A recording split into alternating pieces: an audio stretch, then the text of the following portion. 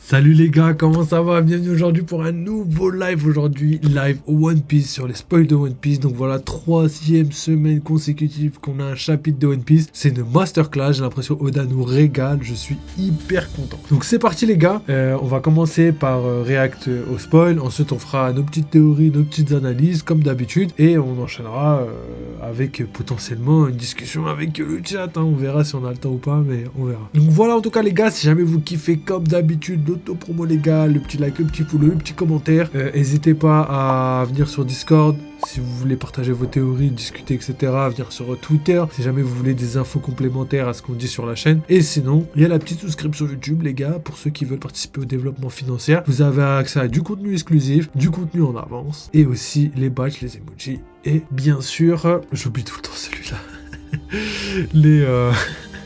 Je suis mort. Bon, vous avez capté, on s'en fout. Donc c'est parti les gars. Aujourd'hui je suis en détente les gars. J'ai pas mal de choses à faire là. Du coup j'ai un peu de mal à suivre. Donc voilà, One Piece les gars, chapitre 1127. On va décortiquer tout ça ensemble. D'ailleurs bonjour à tout le monde, bonjour à Gapadre, bonjour aux autres viewers qui sont là sur le chat. Et on est parti pour un petit live assez sympathique. Et la petite phrase de Gapadre, c'est vrai, j'oublie de la dire de temps en temps. Mais là aujourd'hui c'est wesh les dromadaires qui montent l'Everest. Ok, grosse force à mon frérot fantôme. Le GOAT, merci frérot, c'est toi le GOAT. Et fuck Nunous, le pauvre Nunous, il prend des balles perdues comme ça. Alors que ça fait quelques jours qu'on l'a pas vu sur le stream. Ok les gars, c'est parti. Donc là, c'est parti les gars pour les spoils. Donc One Piece spoiler 1127, chapitre 1127, aventure dans le royaume mystérieux. Donc déjà, juste en fonction du titre, je suis assez content les gars parce qu'on va directement vers ce à quoi on discute depuis maintenant quelques mois sur la chaîne. C'est-à-dire un royaume et qui est un royaume mystérieux et qui est potentiellement un royaume de contes de fées, etc., etc. On va voir plus en détail dans le chapitre, mais dans les spoils, mais vous allez voir les gars. Capadele qui nous dit, allez voir le taf de mon rêve Lodger, c'est un monstre. Effectivement les gars, pour ceux qui le savent pas, le petit bonhomme animé là que je mets souvent sur la chaîne maintenant, c'est Lodger qui l'a fait, voilà, donc merci à lui. Bah, allez voir le taf qu'il fait, hein, il travaille, c'est un artiste, hein, il fait vraiment beaucoup de trucs, hein, que ce soit le dessin, même dans la sape, même dans la sculpture, voilà, etc. Voilà, il y a pas mal de choses qu'il fait, donc n'hésitez pas à aller voir. Première phrase du chapitre les gars, Nami se retrouve à l'intérieur d'un énorme château construit entièrement en pièces de Lego. Même les plantes sont en Lego, le château est situé à Elbaf. Donc en fait, là il y avait j'en ai fait deux des théories et là je vais en rajouter une troisième. Pourquoi? Parce que ma première théorie c'était que, en fait, qu'il y ait un royaume à Elbaf qui soit constitué que de pièces de Lego parce que voilà, ça va avec le côté enfantin, le côté féerique, etc., etc. Ma deuxième théorie, je me disais, mais ça se trouve en fait le château d'Elbaf, vu que les géants sont à Elbaf, ça se trouve le château c'est juste un jouet pour des enfants et des enfants géants et que du coup Nami et tout évolue à l'intérieur alors qu'en vrai c'est juste un château pour les enfants géants, tu vois. Et en gros nous on le prend comme si c'était vraiment quelque chose de concret, mais pas du tout. Pour reprendre là où j'en étais, donc voilà, ma deuxième théorie c'était ça, sur le fait que voilà, potentiellement c'était juste des jouets pour enfants. Et là en fait j'ai vraiment une autre théorie, c'est qu'en fait il y a un fruit du démon tout simplement qui contrôle les Lego et du coup en fait ça irait trop bien avec l'arc, parce qu'en fait on sait très bien comment marche Oda au niveau de la construction et tout, de ses îles, de ses arcs, etc. Il essaye de prendre un petit peu du folklore et pour l'intégrer dans One Piece, il fait en sorte que ce soit des fruits du démon, comme par exemple les ninjas, les samouraïs, etc., les dragons, tout ça dans la mythologie un petit peu japonaise. Il a fait en sorte de les faire exister à Wano, mais grâce à des fruits du démon. Tu vois, par exemple, on voit que les ninjas, je l'oublie tout le temps son blaze à lui, j'arrive jamais à me rappeler de lui, mais le ninja qui arrive à enlever, j'allais dire dans ses papyrus, gros, je suis vraiment dans ses rouleaux d'invocation, il arrive à enfermer et pouvoir rejeter tout ce qu'il enferme à l'intérieur. Et du coup, ça vient de son fruit du démon. Et du coup, bah voilà, c'est comme ça qu'Oda, la construction d'Oda fait en sorte de rendre réelles des choses qui dans notre monde est irréelles, mais dans l'univers de One Piece pour que ce soit cohérent. Donc je pense que c'est exactement la même mécanique qui va être mise en place à Elbaf. De toute façon, je l'avais déjà dit. Et le délire, c'est que je pense qu'il va y avoir, par exemple, des gens qui maîtrisent la magie, etc., grâce à des fruits du démon, ou des personnes qui, voilà, transforment des châteaux en Lego, etc., ce qui permet justement de garder ce folklore un petit peu féerique tout en l'intégrant dans l'univers de One Piece. Ok, donc on continue. Deuxième phrase. Alors qu'elle fuit d'énormes insectes, elle aperçoit Usopp attaquer un chat géant. Donc là, on voit quoi? On voit que c'est Usopp qui attaque. Là, c'est marrant, parce que Usopp, ça correspond pas du tout à lui. Et ça va être marrant de savoir comment ça va se passer après. Et du coup, qu'elle fut des énormes insectes. Donc voilà, pour moi, la confirmation qu'on a Elbaf se fait encore de plus en plus ressentir, étant donné que, voilà, déjà de base, je pense qu'il n'y en a pas beaucoup qui pensent qu'on n'est pas à Elbaf. Et pour les insectes, ça confirme le fait que ce soit un château gigantesque, le fait que les insectes soient gigantesques, etc., etc., fait en sorte que, voilà, il y a très peu de place au doute. Peut-être qu'on est sur une petite île au large d'Elbaf, c'est pas impossible, mais bon, ça m'étonnerait. Mais bon, on verra.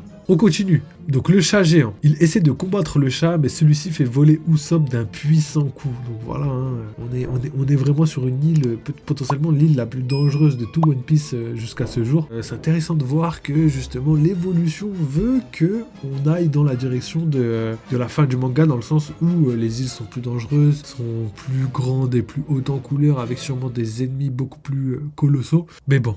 On verra. En tout cas, ce qui est sûr, c'est que l'équipage des Mugiwara, malgré le fait que ce soit un équipage d'empereurs, sont encore des gens qui fuient, qui ont peur et tout. Et je pense que ça, cet ADN d'équipage, on le perdra pas au fur et à mesure du temps. J'en suis archi convaincu. Et du coup, le chat géant, il se transforme en lion géant et charge Nami et Usopp. Donc voilà, il y a des chats géants qui se transforment en lion. Donc est-ce que c'est un chat qui a mangé un fruit du démon du lion? C'est pas du tout impossible. C'est vrai qu'on l'a pas, le fruit du démon du lion. Pas encore. On a vu des hommes poissons lions, on a vu Pecoms, mais bon c'est un vrai lion. On a vu aussi le lion dans l'équipage de Baggy, mais bon lui c'est un vrai lion aussi. Donc voilà, c'est assez marrant, tu vois, de voir qu'en fait les lions on en a vu 50 000, mais on n'a pas vu le fruit du démon. Ensuite on a quoi? Alors que la situation semble désespérée, Luffy, Zoro, Sanji arrivent et abattent le lion géant grâce à une attaque combinée. Donc déjà c'est intéressant, parce que voilà, Zoro, Luffy, ça faisait longtemps qu'on les avait pas vus ensemble sérieusement. Ils sont toujours obligés de se séparer. Pourquoi? Parce que voilà, dans la narration d'un arc, on a besoin que Luffy aille d'un côté et Zoro de l'autre pour justement répartir les forces et éviter qu'ils soient tout le temps ensemble.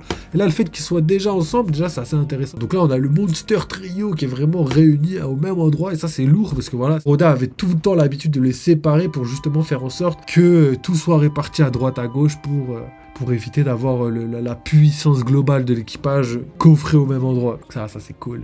Ça, j'aime bien. Ça, j'adore, même, pour vous dire la vérité. Ok.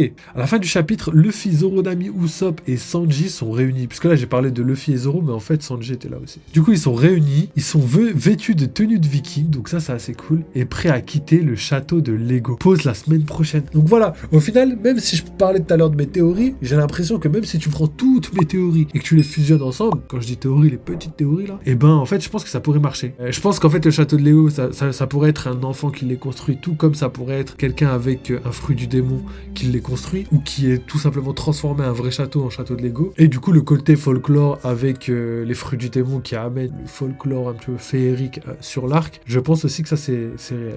Donc voilà, en vrai on aura été hyper rapide pour cette react, mais bon après comme d'habitude je le dis à chaque début d'arc les gars, à chaque fois qu'on commence un arc, faut le temps que ça arrive, il faut normalement que Oda puisse mettre la narration en place, donc effectivement ça prend un petit peu de temps, et on a que des petites scènes un petit peu sympathiques sans forcément avoir grosse théorie, grosse révélation. Mais bon nous on va passer maintenant à la partie analyse, et après on passera aux théories, et vous inquiétez pas, malgré le fait qu'on n'ait pas d'informations sur ce qui pourrait se passer dans les prochains chapitres, on va pouvoir théoriser sur l'ensemble de l'arc d'Elbaf et potentiellement même après. Ok les mecs, donc c'est la fin de la première partie, donc j'essaierai de vous mettre la deuxième partie juste en haut à droite, comme ça vous pourrez aller regarder directement la suite. Et sinon, comme j'ai l'habitude de le dire, n'hésitez pas à liker, à follow, à nous suivre sur tous les réseaux. Vous avez le Discord et le Twitter, sinon il y a la souscription YouTube. Donc voilà les gars, si vous voulez soutenir, si vous aimez les vidéos, n'hésitez pas à le mentionner en commentaire, n'hésitez pas à nous montrer tout simplement. Et nous, on continuera dans ce sens-là et on essaiera de faire le mieux pour la suite. Donc voilà, je vous dis vive les jeux vidéo, vive One Piece et à très bientôt l'équipe.